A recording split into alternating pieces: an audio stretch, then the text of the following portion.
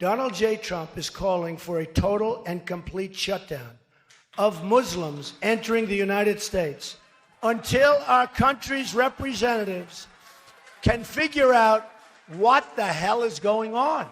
When Mexico sends its people, they're not sending their best. They're not sending you. They're not sending you. They're sending people that have lots of problems, and they're bringing those problems with us. They're bringing drugs, they're bringing crime, they're rapists, and some, I assume, are good people. Donald Trump has always been very outspoken and very confrontational. He says it as it is. That's what his supporters would like to tell you. Actually, the reason his supporters love him is that he's not a real politician. He says things as it is. He is anti-woke. He calls it how he sees it. That's one of the reasons his supporters love him. And that is the real Donald Trump. I'd like to punch him in the face, I'll tell you. Over the years, Donald Trump has directed criticism to a lot of individuals, committees, organizations, and even countries.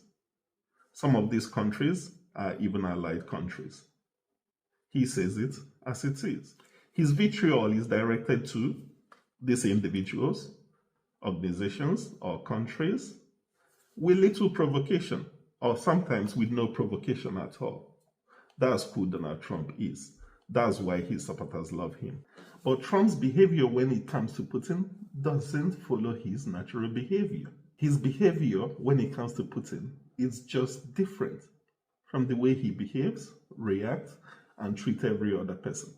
President, you called Zelensky a dictator. Would you use the same words regarding Putin? I don't use those words lightly. I think that we're going to see how it all works out. Let's see what happens. He has criticized the president of China, Xi Jinping, on various issues, including trade policies and the handling of COVID. In November 2017, he threatened North Korea and Kim Jong-un not to underestimate the resolve of the United States and South Korea. He charged them to denuclearize. In February of 2025, he threatened to impose a 25% tariff on all products from Mexico if the president of Mexico does not enhance border security and get control of the border. Even athletes cannot escape the venom of Donald Trump. In September 2017, he referred to athletes that kneeled during the national anthem as sons of bitches and directed the NFL to get them the hell out of here and get them fired.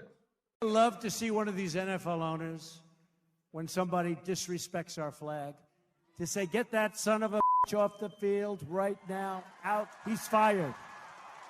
He's fired!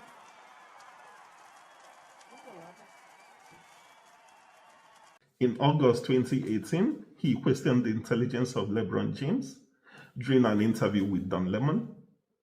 He said that Don Lemon is the dumbest man on TV, that even Don Lemon has managed to make LeBron James look smart. Even Hollywood celebrities are not spared either. He referred to Meryl Streep as the most overrated actress in Hollywood. He called Robert De Niro a low IQ individual, referred to Chrissy Teigen as John Legend's foul-mouthed wife. Even political dynasties in America were up for tongue lashing. He referred to Jeb Bush as low-energy Bush.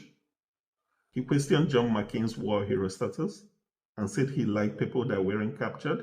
He's a war hero because he was captured. I like people that weren't captured, okay? I hate to tell you. Do you agree with that? Princesses were also in his crossfire. He said that Meghan Markle was divisive and misogynistic. Even allied countries got it too. He said that large swaths of the UK are under control of Muslims and there are no-go zones, or what he called no-go areas. On Germany, he said that Germany is under the control of Russia because they're dependent on Russian oil, that Russia completely controls Germany. He also constantly criticizes Germany for not reaching the quota of NATO's defense expenditure. Former President Barack Obama seems to get it the worst. He criticizes him for pulling out of Iraq, saying that led to the formation of ISIS. He actually called Obama the founder of ISIS. I call President Obama and Hillary Clinton the founders of ISIS. They're the founders. He also called Barack Obama's Iran deal a bad deal. He said that it empowers and encourages Iran's regional ambition in the Middle East. He was also a prominent figure of the Beta movement, demanding to see Obama's birth certificate, saying that he wasn't born in the United States. In 2020, he accused Obama of treason for spying on his campaign, even though he produced no evidence of such. Then two of his greatest hits, he proposes a complete shutdown of Muslims coming into the United States from a group of select countries till we figure what's going on. That was how he put it. There will be a complete shutdown of Muslims coming in from those specific countries till we figure out what's going on. The other one is when Mexico sends his people, they're not sending the best. They're sending drug dealers, rapists, and some of them, I assume, are good people. Even international bodies and organizations got an earful from him. He questioned the effectiveness and fairness of bodies like the United Nations, International Criminal Court of Justice, and WHO. He also threatened to pull out of NATO, saying that the defense of Western Europe is too expensive.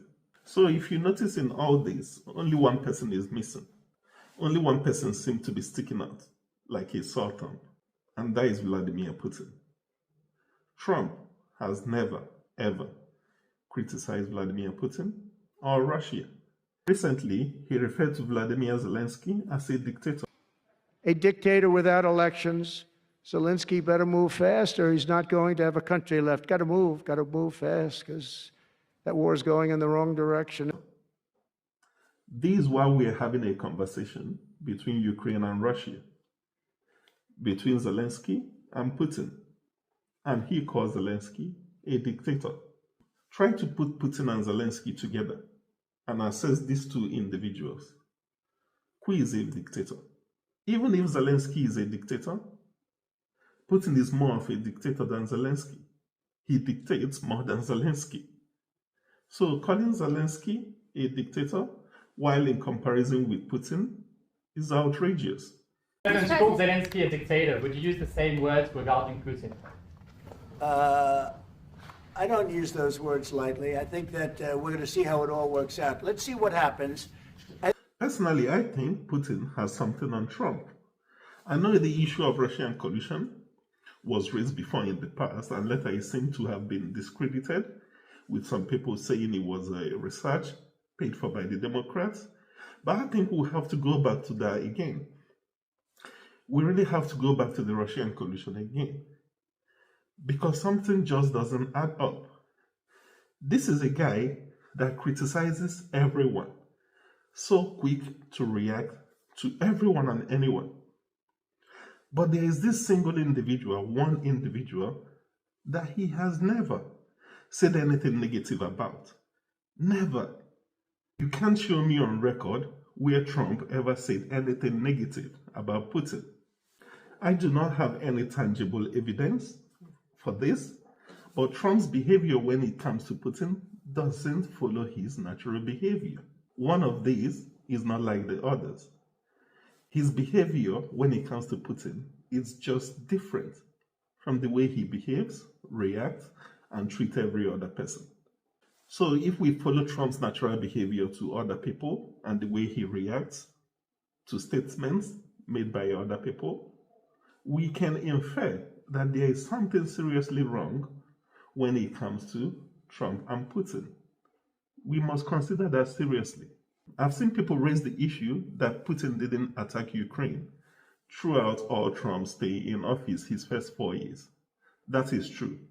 But what is wrong is their reason for it. They give reasons like Putin is afraid of Trump, Putin knows that Trump is unstable, Putin doesn't know how Trump will react.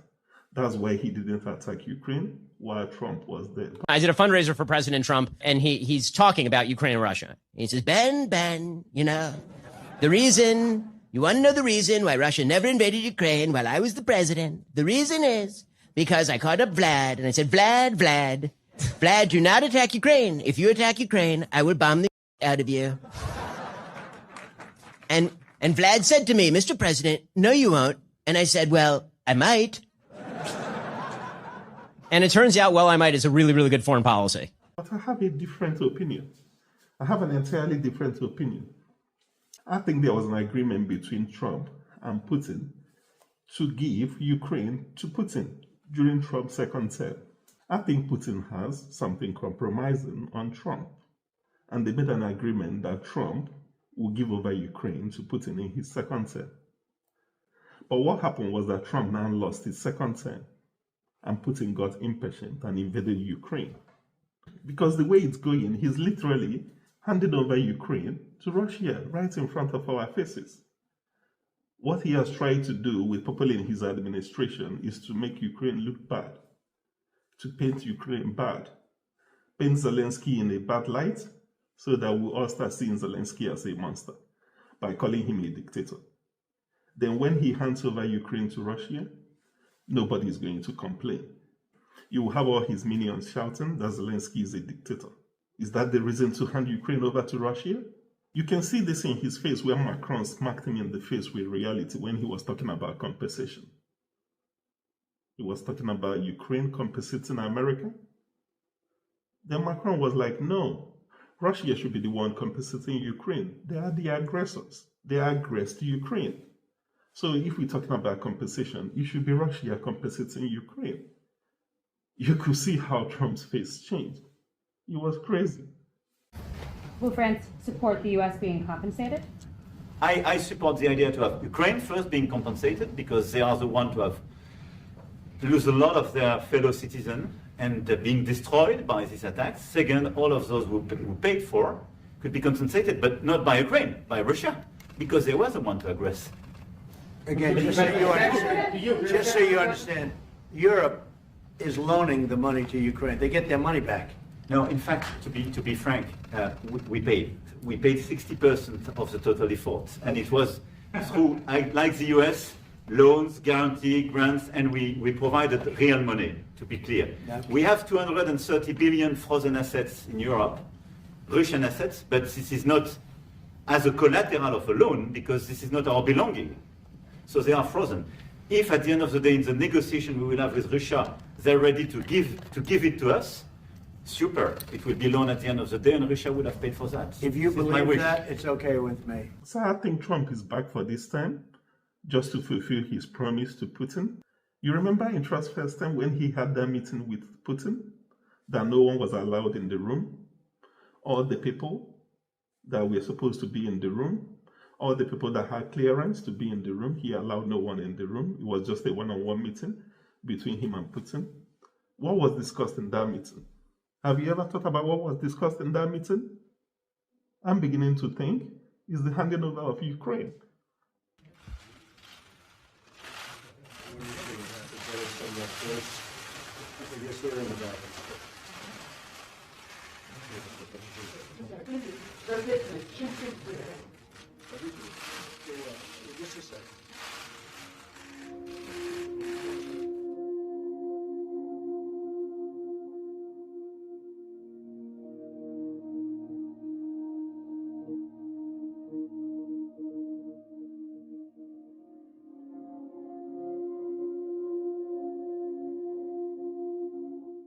The UK and the US always tout the special relationship they have with each other, but the way this is going at the moment, I don't even think that the US would defend the UK if the UK were to be attacked by Russia. I don't think Trump would defend the UK.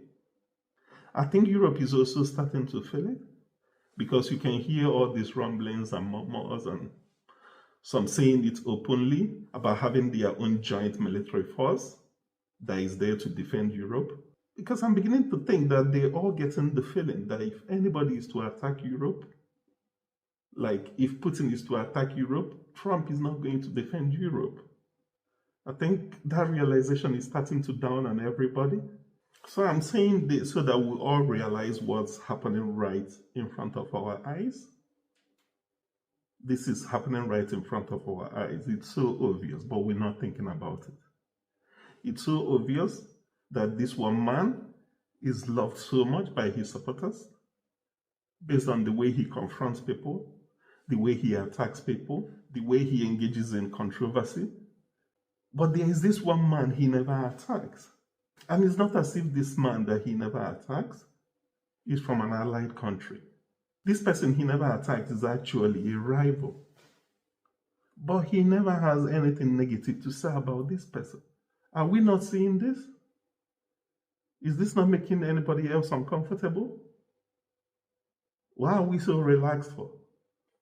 I think there's a Russian asset living in the White House.